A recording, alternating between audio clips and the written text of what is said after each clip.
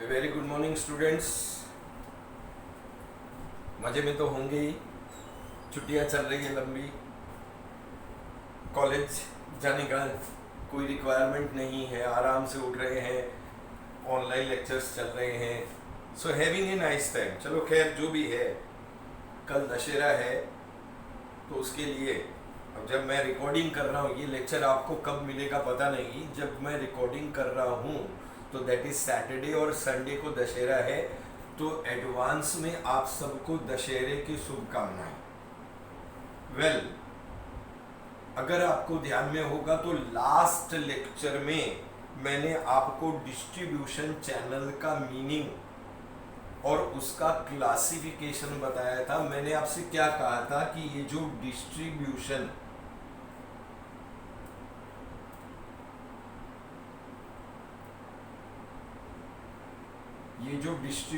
Channels हैं,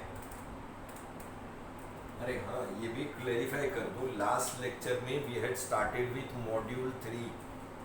module 3 में जो है फिजिकल डिस्ट्रीब्यूशन का फर्स्ट पार्ट स्टार्ट किया था, जिसमें फिजिकल डिस्ट्रीब्यूशन का मीनिंग करवाया था कि भी it is a process of delivering the product to the final consumer in proper condition and on time.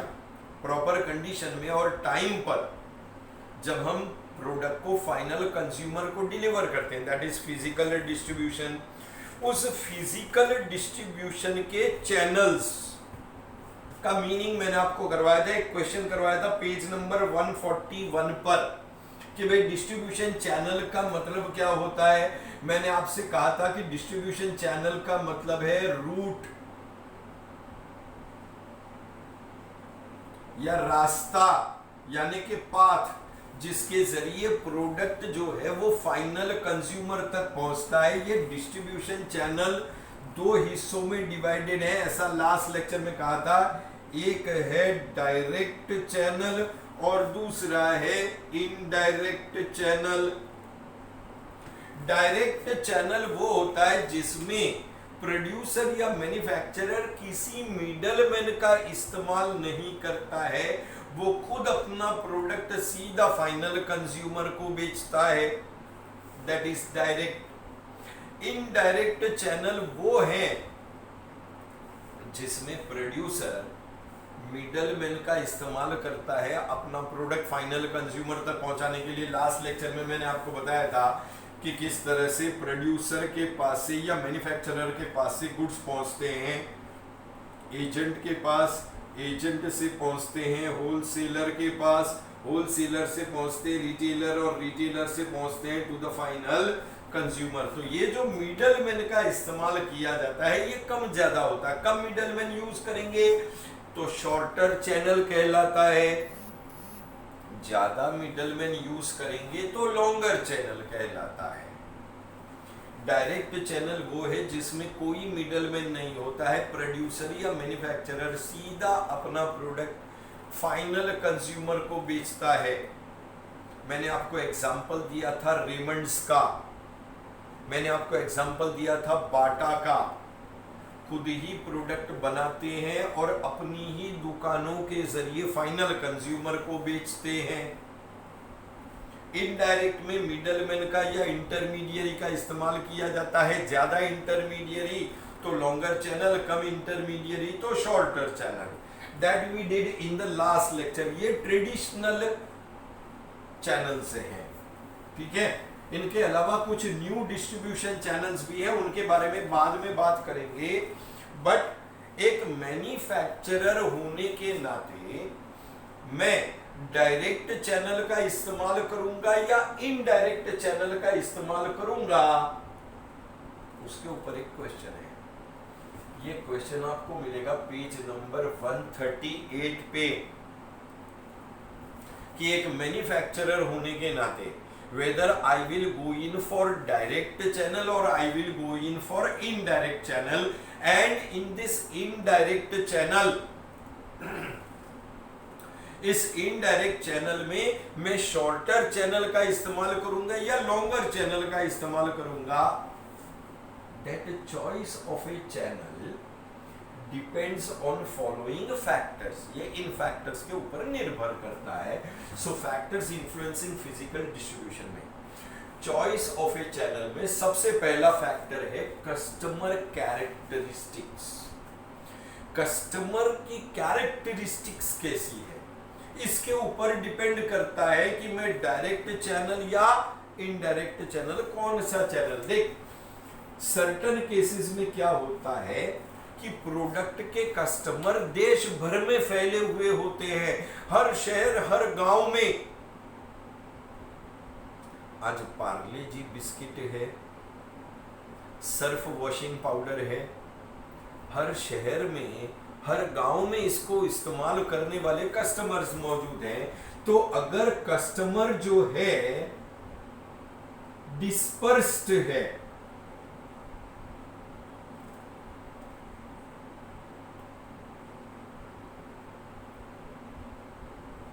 Disperse का मतलब है कि बिखरे हुए हैं, फैले हुए हैं, कंट्री वाइड देश के अलग अलग हिस्सों में रहते हैं, तो ऐसे में फिर इनडायरेक्ट चैनल का इस्तेमाल करूंगा। क्योंकि आज किसी एक कंपनी के लिए हर शहर और हर गांव में जाके बेचना पॉसिबल नहीं होगा।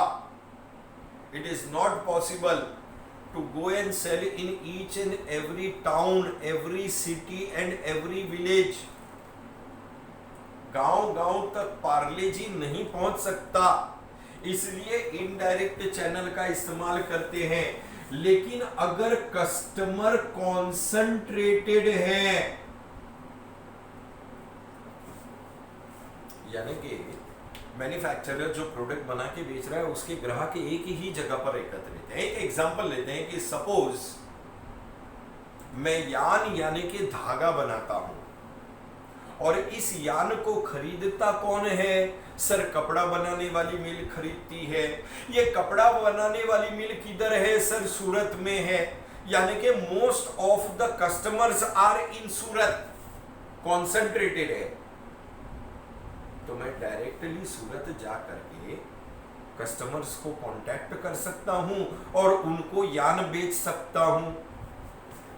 सो अगर कस्टमर्स कॉन्सेंट्रेटेड होंगे, एक ही जगह पर एकत्रित होंगे, तो डायरेक्ट चैनल के जरिए प्रोडक्ट फाइनल कंज्यूमर को बेचा जा सकता है। सो अगर कस्टमर बिखरे हुए हैं, अलग अलग जगहों पर रहते हैं, तो इनडायरेक्ट चैनल का इस्तेमाल करना पड़ता है, क्योंकि आप हर जगह नहीं पहुंच पाओगे।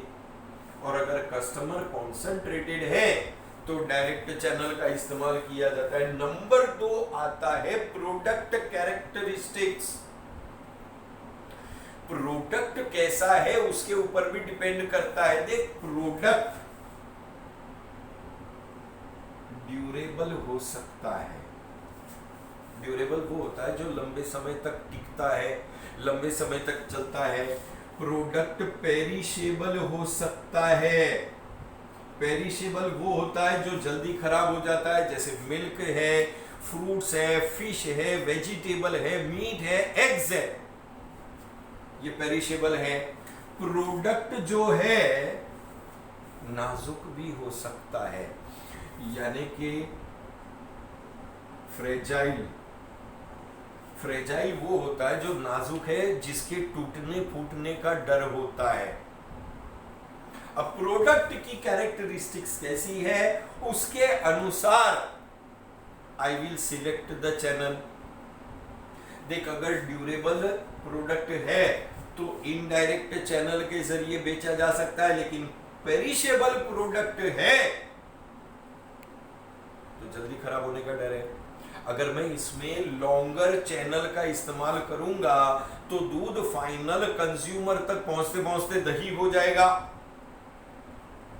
इसलिए मैं इसमें मिल्क है, वेजिटेबल्स है, शॉर्टर चैनल का इस्तेमाल करता हूं। फ्रेजाइल के केस में भी मैं शॉर्टर चैनल का इस्तेमाल करूंगा। डेलिकेट गुड्स है, फैशनेबल गुड्स है, जितने शॉर्टर चैनल का आप इस्तेमाल करोगे उतनी कम बार प्रोडक्ट को रीहैंडलिंग करना पड़ेगा। टमाटर बेच रहा हूं, अगर मैं लॉन्गर चैनल यूज करूंगा तो उतनी ही बार ट्रक में से लोडिंग अनलोडिंग होगा और प्रोडक्ट डैमेज हो जाएगा, टमाटर फूट जाएंगे, नुकसान होगा। शॉर्टर चैनल यूज किया उतना बेहतर है, जितनी कम रीहैंडलिंग होगी उतना डैमेजेस कम लगेगा। सो दैट इज प्रोडक्ट कैरेक्टरिस्टिक्स। उसके बाद में नंबर 3 आता है कंपनी प्रोफाइल। देख कंपनी की प्रोफाइल कैसी है, यानी कि कंपनी मार्केटिंग करने वाली कंपनी के पास कितने रिसोर्सेज हैं, उसके ऊपर भी डिपेंड करता है कि कंपनी डायरेक्ट चैनल का इस्तेमाल करेगी या इनडायरेक्ट चैनल का इस्तेमाल करेगी। देख कुछ कंपनी, बाटा का नाम सुना होगा आपने, बाटा के पास भरपूर रिसोर्सेज हैं और भरपूर रिसोर्सेज होने की वजह से, या आपने रेमंड्स का नाम सुना होगा,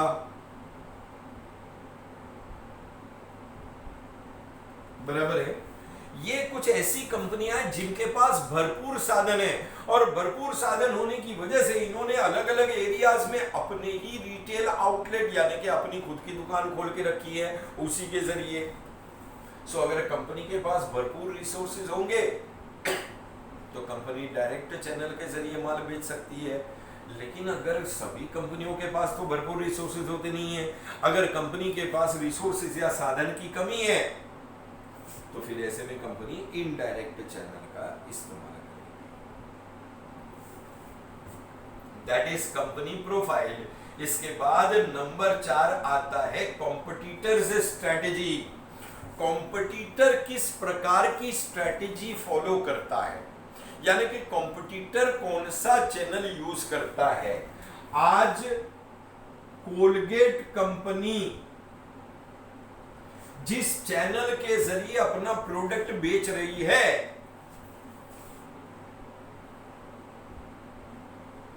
पतंजलि भी उसी के जरिए अपना प्रोडक्ट बेचेगी। सेम वे उसी चैनल के जरिए क्लोजअप भी अपना टूथपेस्ट बेचेगी। जाहिर बात है अमूल कंपनी अपना दूध रिटेल दुकानदार के जरिए बेचती है। लैक्मे कंपनी अपनी लिपस्टिक कॉस्मेटिक्स की दुकान वाले के जरिए बेचती है। सो जो कॉम्पिटिटर जिस रास्ते के जरिए अपना प्रोडक्ट फाइनल कंज्यूमर को पहुंचाता है, मैं भी उसी रास्ते का इस्तेमाल करूंगा, मैं भी सेम चैनल यूज करूंगा। आज किराने की स्टोर वाला टूथपेस्ट रखता है, मेडिकल स्टोर वाला टूथपेस्ट रखता है, जनरल स्टोर वाला टूथपेस्ट रखता है। कोलगेट उन्हीं के जरिए अपना प्रोडक्ट बेच रही है तो क्लोजअप भी उन्हीं के जरिए अपना प्रोडक्ट, कोलगेट कंपनी जिसके जरिए बेचेगी, मैं भी अपना टूथपेस्ट उसी के जरिए बेचूंगा, कोई अलग से दुकान तो खोलूंगा नहीं। सो that is competitors strategy. Competitor जिस चैनल को यूज कर रहा है, हम भी उसी चैनल के जरिए अपना प्रोडक्ट फाइनल कंज्यूमर को सेल करेंगे। आज अमूल जिस चैनल का इस्तेमाल करता है, महानंदा डेयरी भी वही सेम चैनल यूज करती है अपना प्रोडक्ट बेचने के लिए। That is competitor strategy. Number 5 है एरिया कवरेज। कितनी बड़ी एरिया को कवर करना चाहते हैं उसके ऊपर भी डिपेंड करता है कि हम डायरेक्ट चैनल का इस्तेमाल करेंगे या इनडायरेक्ट। देख अगर मैं नेशन वाइड यानी कि नेशनल लेवल पर यानी कि बहुत बड़े स्केल पर अपने प्रोडक्ट का डिस्ट्रीब्यूशन करना चाहता हूं तो इनडायरेक्ट चैनल का इस्तेमाल किया जाएगा। देख देश के हर कोने में पहुंचने के लिए डायरेक्टली नहीं पहुंचा जा सकता, इनडायरेक्ट चैनल यूज करते हैं। मिडलमैन के जरिए मैं अपने प्रोडक्ट को गांव-गांव तक और शहर-शहर तक पहुंचा सकता हूं। लेकिन अगर मेरा लिमिटेड मार्केट एरिया है, यानी कि I am operating in a local और I am operating in a limited market area, तो फिर मैं डायरेक्ट चैनल के जरिए अपना प्रोडक्ट बेच सकता हूँ। आज मॉन्जिनीज मुंबई में ऑपरेट करता है, थाने में ऑपरेट करता है, लिमिटेड मार्केट एरिया है, इसलिए मॉन्जिनीज डायरेक्टली अपनी केक अपनी दुकानों के जरिए बेच रहा है।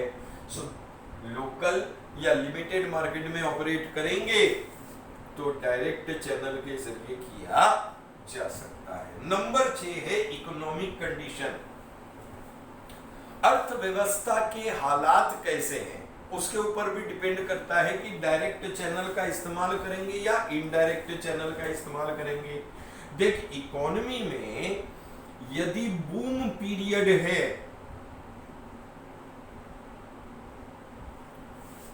बूम पीरियड में तो क्या है, मिट्टी भी बिक जाती है, लोग कुछ भी खरीदने के लिए तैयार है। प्रॉब्लम कब आता है? प्रॉब्लम आता है जब इकोनॉमिक रिसेशन होता है, यानी कि जब मंदी का पीरियड होता है तो मार्केट में डिमांड कम है, दुकानदार प्रोडक्ट स्टोर करना नहीं चाहते हैं क्योंकि कैपिटल ब्लॉक हो जाएगा। अब ऐसे में मार्केटर क्या करेगा? देख, रिसेशन के समय में जब दुकानदार तेरा प्रोडक्ट स्टॉक नहीं करना चाहता है तो तेरे पास दो रास्ते हैं। पहला रास्ता है कि तू उसको एक्स्ट्रा कमीशन देगा तो वो तेरा माल अपनी दुकान में रखेगा बेचने के लिए, तो that is known as push commission, यानी कि तू उसको एक्स्ट्रा कमीशन दे तो वो तेरा माल रखेगा दुकान में और उसको बेचेगा। लेकिन सभी कंपनियां पुश कमीशन अफोर्ड नहीं कर पाती है, तो अगर पुश कमीशन अफोर्ड नहीं कर पाते हैं तो फिर ऐसे में मिडलमैन के जरिए अपना प्रोडक्ट बेचने की बजाय डायरेक्ट चैनल के जरिए बेचा जा सकता है। इसमें कंपनी क्या करेगी? सेल्समैन अपॉइंट करेगी, ये सेल्समैन डोर टू डोर जा करके और प्रोडक्ट बेचेगा, या कंपनी अपनी कुछ लिमिटेड दुकानें अलग अलग एरियाज में खोलेगी और उनके जरिए डायरेक्ट मार्केटिंग करेगी। तो मंदी के समय में आप इनडायरेक्ट चैनल भी यूज कर सकते हो, लेकिन उसके लिए आपको पुश कमीशन देना पड़ेगा इंटरमीडिएट या मिडलमैन को, या अदरवाइज आप डायरेक्ट चैनल भी इस्तेमाल कर सकते हो। नंबर 7 है टेक्नोलॉजिकल फैक्टर। टेक्नोलॉजी कितनी डेवलप्ड है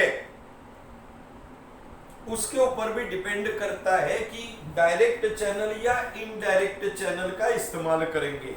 सी, अगर टेक्नोलॉजी लेस डेवलप्ड है तो लेस डेवलप्ड के केस में आपको क्या करना पड़ेगा? सर, लेस डेवलप्ड के केस में I will have to go in for indirect channel, बराबर है, यानी कि होलसेलर और रिटेलर के जरिए अपना प्रोडक्ट बेचना पड़ेगा मुझे। क्यों? क्योंकि लोग टेक्नोलॉजी का इस्तेमाल नहीं कर रहे हैं। लेकिन अगर टेक्नोलॉजी मोर डेवलप्ड है,